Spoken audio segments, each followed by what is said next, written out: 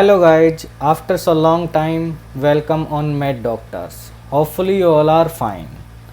So आज हम आपको बताने जा रहे हैं कि दिल्ली टू मनीला मतलब इंडिया टू फिलीपींस कैसे ट्रैवल किया मैंने और कैसे करें।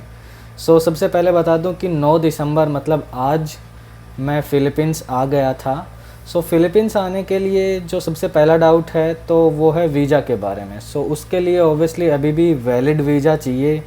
अगर किसी के पास पहले से है तो वो ट्रैवल कर सकते हैं, और जिन स्टूडेंट्स का वीज़ा एक्सपायर हो चुका है ड्यू टू कोविड इंडिया के अंदर, क्योंकि उनको 1 साल से ज़्यादा का टाइम हो गया है इंडिया के अंदर, और फ़िलीपींस के अंदर स्टडी जो वीज़ा होता है तो वो 1 ही साल का मिलता है। वो एक्सपायर हो चुका है। उनके लिए अभी कोई भी नई गाइडलाइंस नहीं आई हैं कि कब उनका आना होगा और क्या पेपर वर्क होगा, क्या डॉक्यूमेंट्स चाहिएंगे। ये थे वीज़ा के बारे में डाउट। एंड अभी बताते हैं कि फ़्लाइट के बारे में।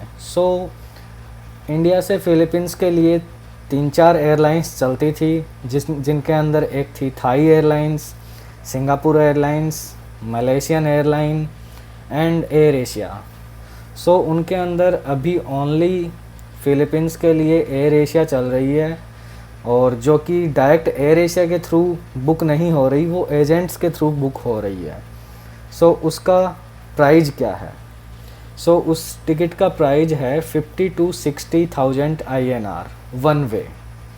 ये तो था फ़्लाइट टिकट के बारे में।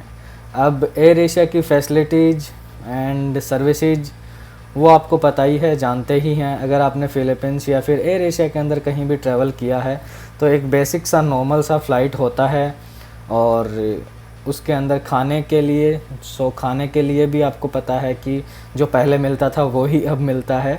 नॉर्मल सा जो भी खाना होता है कंपेयर टू अदर एयरलाइंस मतलब इतना अच्छा नहीं है। बाकी सब एयरलाइंस के अंदर खाना है, और जो एयरलाइन की सर्विसेज हैं वो बहुत ही अच्छी हैं, लेकिन एयर एशिया के अंदर उतना नहीं है। हालांकि ये पहले मतलब काफ़ी चीप या फिर सस्ती टिकट्स होती थी इंडिया के लिए, अराउंड विदाउट लगेज 10-12,000 INR में वन साइड हो जाती थी। ये थी फ़िलीपींस जर्नी के लिए फ़्लाइट्स वगैरह और सारी जानकारियाँ। और फ़िलीपींस के अंदर क्वारंटाइन हो रहा है या नहीं हो रहा, कितने दिन का हो रहा है, और क्या प्रोसेस है वहाँ जाने के बाद में भी इमिग्रेशन वगैरह का। उसके लिए जानने के लिए आप वीडियो को कंटिन्यू देखें।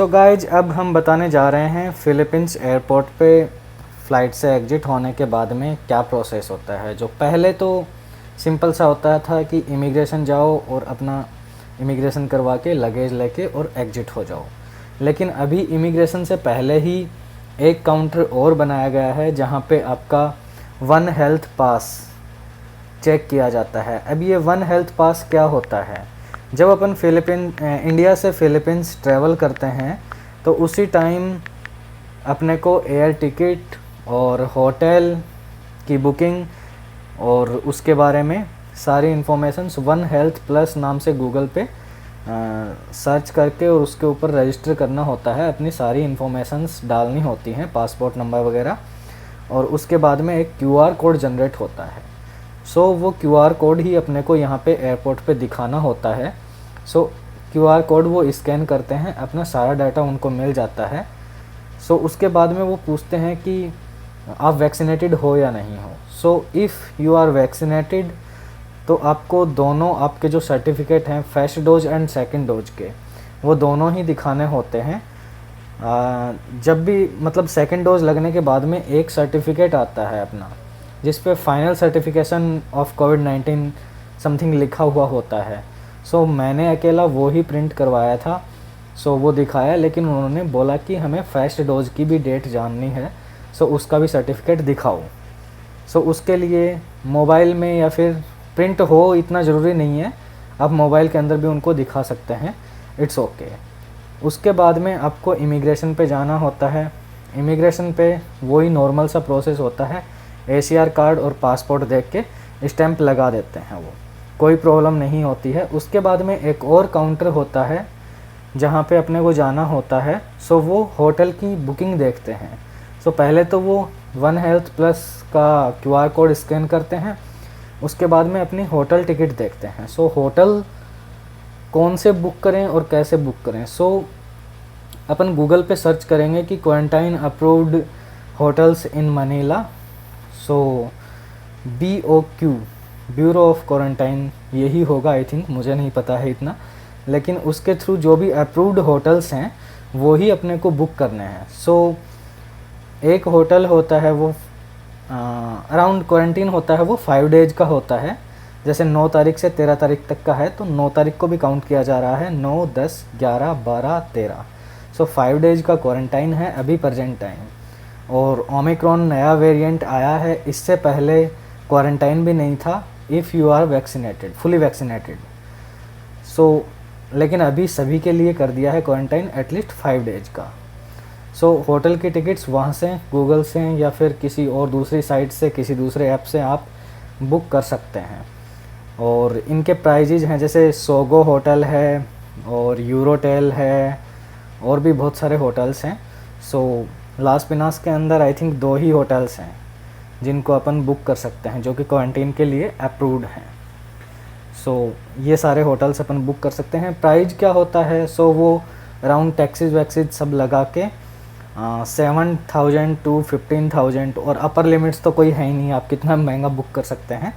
सो एक बेसिक 7,000 to 15,000 PHP के अंदर बुक हो जाता है, जिसके अंदर अपने को वाईफाई, एयरकॉन और रूम मिल जाता है, बेड अच्छे से, वो पूरा अच्छे से मिलता है। लेकिन खाने वगैरह का खुद को ही करना होता है। सो वो फूड पांडा वगैरह, ग्रैब फूड वगैरह, इनसे आप ऑर्डर करके मंगवा सकते हैं।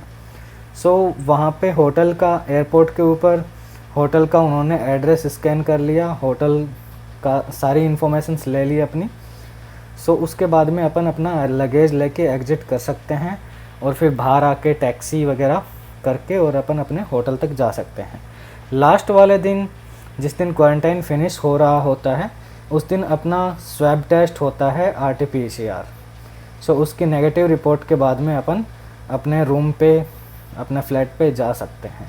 और इंडिया से आते टाइम भी अपने को RT-PCR नेगेटिव चाहिए।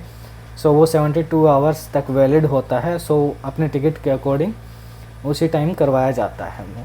सो ये थी फ़िलीपींस के बारे में इन्फॉर्मेशंस कि कैसे आएँ। और वन हेल्थ प्लस तो सबसे ज़रूरी है, तो टिकट करवाने के बाद में और जिस दिन आपकी फ़्लाइट है या फिर उससे पहले वाले दिन जब भी आपकी होटल की बुकिंग हो जाए उसके बाद में वन हेल्थ प्लस पे रजिस्टर ज़रूर कर लें, उसका QR कोड ज़रूर ले लें।